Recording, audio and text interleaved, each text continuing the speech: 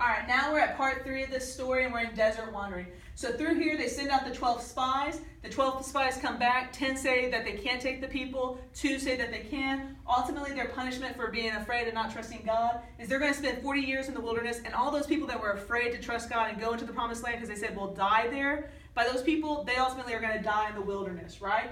During this time, they also question, why is Aaron the high priest?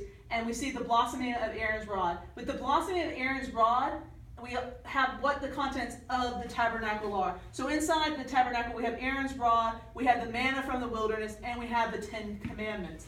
Ultimately, Moses' sin that we ultimately see is he strikes the rock. He was told to speak to the rock for the water. Ultimately, he strikes the rock. He is disobedient to God. This is not the only thing that we see in his disobedience to God. We also learn later with Joshua that Joshua has to circumcise people, meaning that Moses wasn't following God's command all along, right? So Moses strikes the rock, and his punishment is he's going to die. He's not going to be able to enter into the promised land.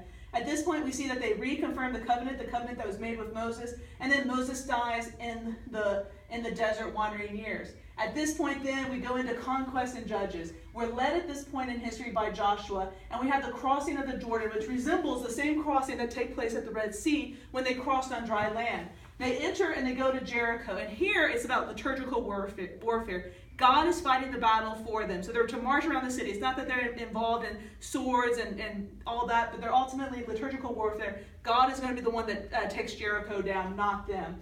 After the walls of Jericho come down and they are victory, we see the renewal of the covenant that Joshua makes on behalf of the people. And in this period, we see the 12 judges, 6 major judges and 6 minor judges.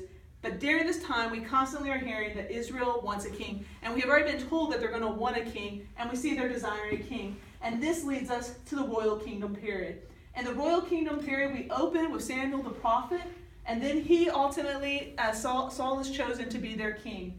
And in that time, Saul ends up sinning, and he loses the grace of God, and the kingdom is to be taken away from him. This is when then David is anointed. But David never takes away